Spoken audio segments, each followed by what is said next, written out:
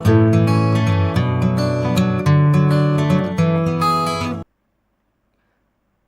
hi everyone, welcome back to the channel. In this video lecture, we'll be solving this problem data stream as disjoint intervals, which is a Leetcode hard problem. So let's read the problem statement. So in this problem, we're given a data stream input of non-negative integers. So they are basically integers, and we have to summarize these numbers seen so far as a list of disjoint intervals. So we'll understand what is the meaning of summarizing numbers in the form of disjoint intervals. But let's see what do we have to do in this problem. So in this problem we have to implement a class summary ranges. So in this summary ranges class we'll have a constructor summary ranges which initializes the object of this class with the empty stream. Then we have our function addNum which takes in the value which is an integer and adds this integer to the stream. So this is the function responsible for generating this stream of integers. Fine. Then we have our final function, that is getIntervals function. It returns the summary of the integers which we have in the stream as a list of disjoint intervals. So that's the function which is doing the job. So this is a typical interval. It contains a starting point and an ending point, and all the intervals which I am returning, they must be sorted by the first integer. Fine, that's what we have to perform in this problem. So let's understand what is the meaning of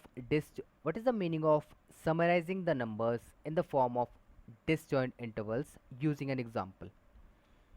So here we have our example. In this example we are given two arrays as input. The first array basically represents the function calls and the second array represents the arguments.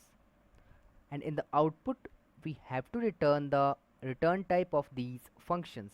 So the very first function is basically the constructor summary ranges here, which I declared, and it initializes the object with an empty stream and its return type is null. So here I'm returning null. Then I invoke the function addNum very first time and I'm passing an integer 1. So the value is 1. That means I'm adding integer 1 to the stream. So now I have one integer into our stream. Then I invoke the function getIntervals, and here I want to get the list of disjoint intervals from the given integers that I have. And I can see that I have only one integer, so the only disjoint interval that I can achieve using this integer would be 1 1. So I return this interval for this function call, and here I have this interval, that is 1 1. Then I invoke the function addNum again and pass the number 3. That is, I want to add 3 into my data stream, so I add 3 and its return type is null. Then I again invoke the function getIntervals, and the disjoint intervals that I can achieve using these stream of integers would be 1 1 and 3 3. Why? Because let's say I return the interval 1 3. Is this a valid interval? No, because this interval contains 2, while in our stream we do not contain 2. So we can only write the interval like this if all the consecutive integers starting from 1 till 3 are present in our stream. Otherwise we can't club them together. So we have to return the intervals for each individual integer. That's why I return 1 1 and 3 3 for this function call.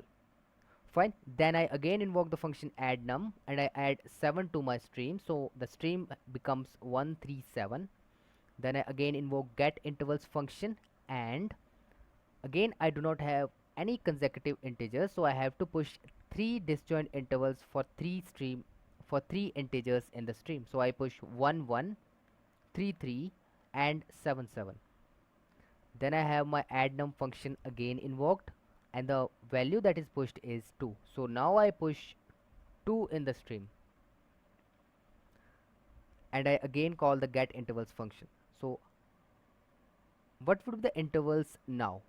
I can see that the intervals would be different in this case because I have integers 1, 2, 3. They are consecutive. So 1, 2, 3 can be clubbed into one interval 1, 3, while 7 can be clubbed into another interval 7, 7. So I return 1, 3 and 7, 7. So this represents that I cover all the integers starting from 1 ending at 3, while this represents that I have only one integer, that is 7. Then I invoke the function addNum again while adding in the value 6 in the stream. So I have 6 in the stream as well. Then I again invoke the function getIntervals, and this time I will again have two intervals. The first interval will be 1, 3, covering these integers 1, 2, 3, while the second interval would be 6, 7, covering these integers 6, 7. And I'm returning these two intervals as the answer. So that's how this function is working, and we have to implement this class. I hope you got the idea what do we have to do this in this problem. If we carefully understand the problem statement and what do we have to do in this problem, it is a very straightforward problem. So let's try to build the solution for the problem statement given here. So let's see how we can build the working solution. So we'll create a class summary ranges where we will be having the summary ranges constructor, which will be initializing the object of this class, and two functions addNum with void return type and getIntervals with the return type as an array of intervals. So what would be the definition of addNum? So what it does is basically adds the integers into the stream. So what data structure I would use to push these integers? Here I have to keep track of an observation. Observe that how would I get to know that we have consecutive integers? Like here, for this typical test case, if I call the getIntervals function, I have to know that there are integers 1, 2, 3 which are consecutive. How would I know that? I would know that only if these integers are sorted. So if this array can be somehow rearranged like this 1, 2, 3, 6, 7, then I would surely know that 1, 2, 3 are consecutive and can be clubbed, 6, 7 are consecutive and can be clubbed.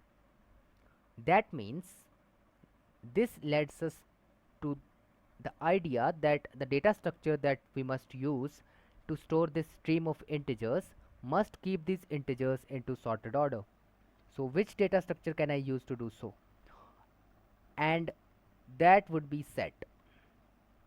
Set is a data structure which can keep the integers in the sorted order. So I declare a set globally, and when I call this function addNum while passing in a typical value, all I have to do in this function is to push this value into this set. So I will just have to write this line of code, st.push, and whatever the value I am pushing. So that's the definition of this addNum function. That's all we have to do for this. It will have sorted values. Then how would I implement this getIntervals function?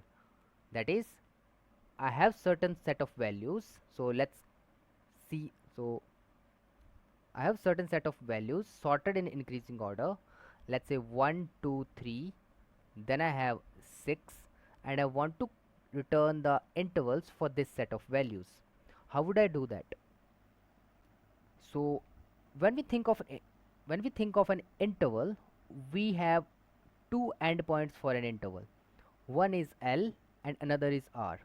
L represents the starting of the interval or the left point of the interval, while R represents the ending of the interval or the right point of the interval. So let's say our set or the stream has this snapshot at a particular point. So when we call this function getIntervals here, what would be the resultant array when the set has this stream of integers? Fine. So let's try to implement this function getIntervals. Let's try to get the logic out of it. So I have this stream of integers, and what I can do is I can start iterating this set from the very first value. All I have to check if I have consecutive integers. So If I somehow get to know that 1, 2, 3 are consecutive, then I can club these three integers into a single interval and push this single interval into the resultant array. So let's initialize L and R with the value -1 because I haven't stored any interval yet. Then I start traversing this set from the very first value, and by default, if in case I do not have consecutive value, the next value is not consecutive, I would have L and R same as the integer on which I'm standing. So by default I will store L and R as 1. So L and R will be initialized to 1. Notice that I haven't pushed this interval yet while I'm standing on very first integer. I have my answer array empty. Then I move to next integer. Here I have to check if this is consecutive. How can I do that? I can check if this 2 is 1 greater than the right side of the interval. So this right contains this value, and I'm checking if 2 is basically equal to this right plus 1. So is this condition true? Yes, it is true. Hence, I update the right to current value, that is 2. Now L and R becomes 1, 2, and I do not push the interval here. Then I move to third integer, that is 3. I again check if this third integer is consecutive. So this condition I am again checking. 3 is equals to R plus 1, and the answer is yes, R is 2 and R plus 1 is 3. So that means this is also consecutive. So this R is updated to 3. The interval that I have currently while I'm standing on the third integer is 1, 3. Now move to the fourth integer, that is 6. Is this a consecutive integer? No, 6 is not equal to R plus 1. So at this point I will push the interval that I currently have. So I will push LR, and LR is 1, 3.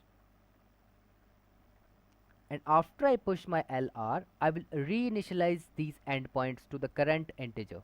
So L and R will be reinitialized to 6. So this will be initialized to 6. This will also be initialized to 6. And I exhaust my stream. So after I exhaust my stream, I have L and R. So this also represents a typical disjoint interval.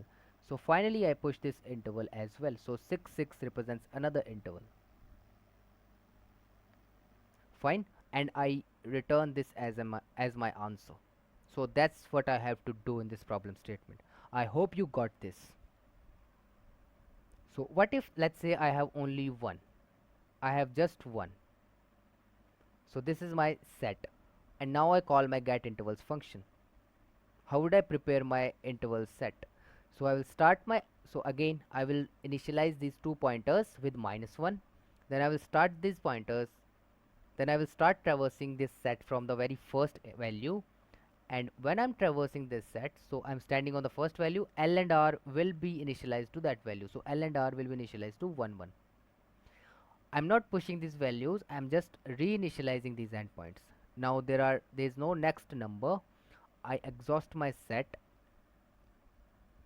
and hence I just push this interval into my set, and I return this set as an answer.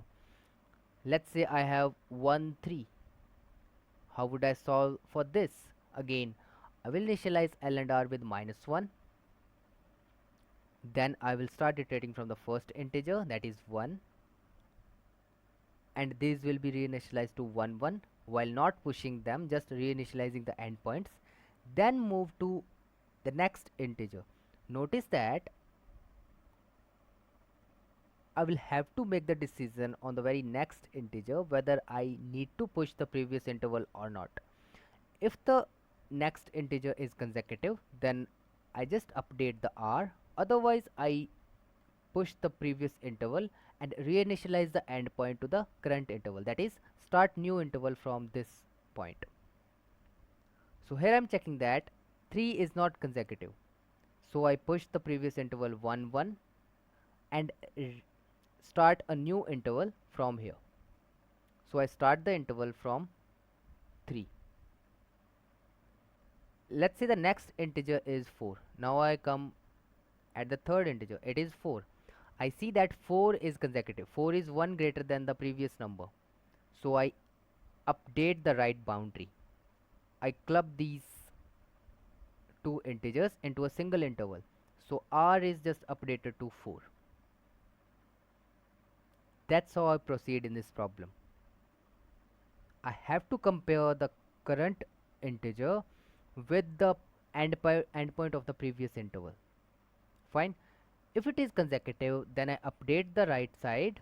Otherwise, I start the new interval from that integer.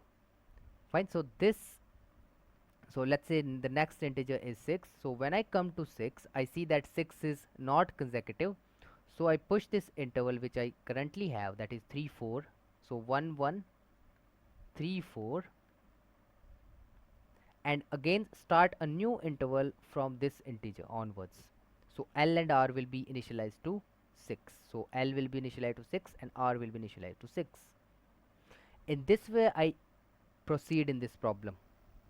Finally I will have my interval array prepared and I return that intervals array from this function. Fine, so this is the implementation of getIntervals function. If you have got the idea what I'm trying to explain here, just try to implement the solution by yourself, because that would really improve your implementation skills. Fine, so let's see my implementation. Okay, so this is my implementation for the class. So here I globally declare a set which is values, and this is the definition of the addNum function. It just takes in an integer value and add it to the stream, that is add it into this set. So this set keeps these values in the sorted order, sorted in ascending order. So this is the definition of this getIntervals function. So this is the base case. If the values are empty, that means I haven't invoked the function even a single time before I am invoking the getIntervals function. In that case I will return the empty intervals, empty array. Then I initialize an intervals which will be used to store the intervals, and then I initialize two endpoints for the interval and initialize them to -1. Then I start iterating the set, that is this one, values, and for each value, so here I'm checking if the left is negative, that means I'm iterating over the first value. So this is the case to handle the very first value. So this is the first value on which I'm standing, that means I have no value to compare it with, and hence I initialize left and right pointer to the current value. I'm starting the new interval from here. Then I'm handling this second case when we have a consecutive values, that is the current value on which I'm standing is basically 1 greater than the endpoint of the previous interval. In that case I will update the endpoint to the new value. Fine, so I'm just expanding the interval that I had.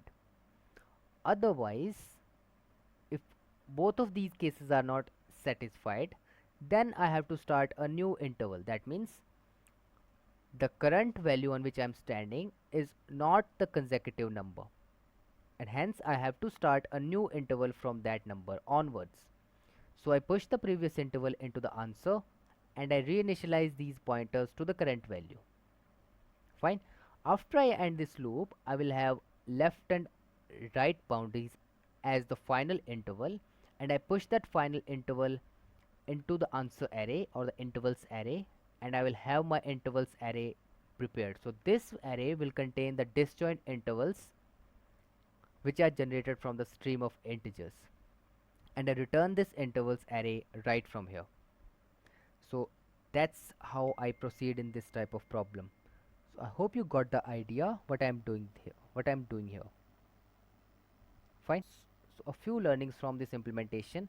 Whenever we have to store a sorted integers or data in the sorted form, next time when you have this type of problem, you can think of using a set.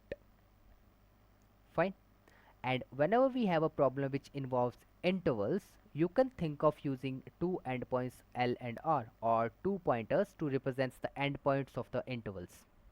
Fine. So these are the two key points that you have to keep in mind, so that whenever such problem appears next time, you can use these learnings.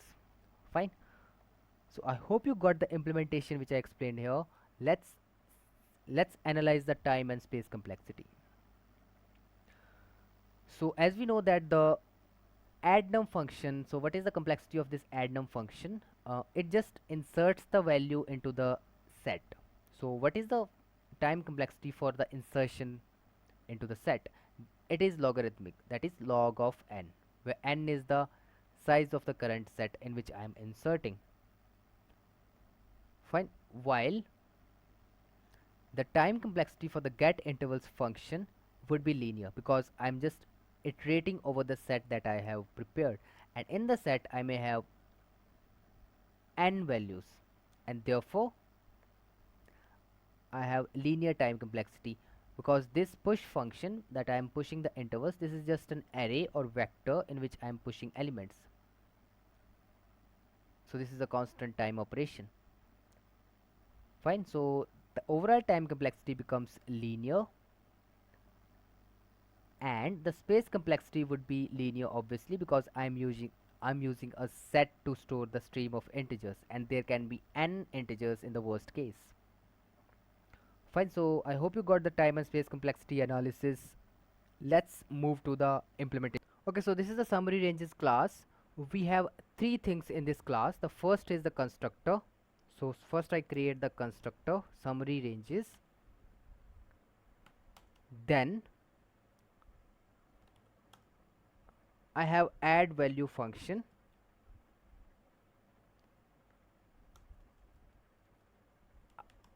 So globally I also declare a values set. So this set basically stores the stream of integers in the sorted order, and in this set and in this add value function I'm passing in the value, and all it does is just push the value which I'm passing into this set.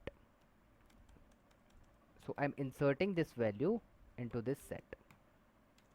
Now let's implement the function that is get intervals function, which is the most difficult function to implement. So it returns an array of arrays or array of intervals. That's why I'm using a vector. So it's get intervals. So what do we have to do? How do we the base condition is that if the values set is empty, so if it is empty, that means I haven't invoked the add value function. I do not have any integer in the interval. In that case, I have to return the empty set or empty set of intervals. Otherwise, I will declare an array to store these intervals. So this array will be used to store the intervals, and I declare two pointers, left and right, initialized to -1. Then I will iterate over the given set values, and I will check very first condition that if I'm standing on the first value, in that case the left is negative, and in that case I will have to start a new interval, the very first interval of the set, and left and right are both initialized to this value.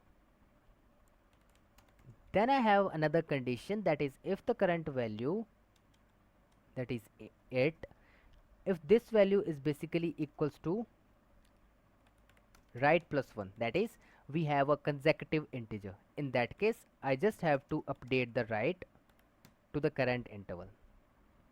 Fine. That is I'm expanding the interval. I'm taking the current value into the interval that I had.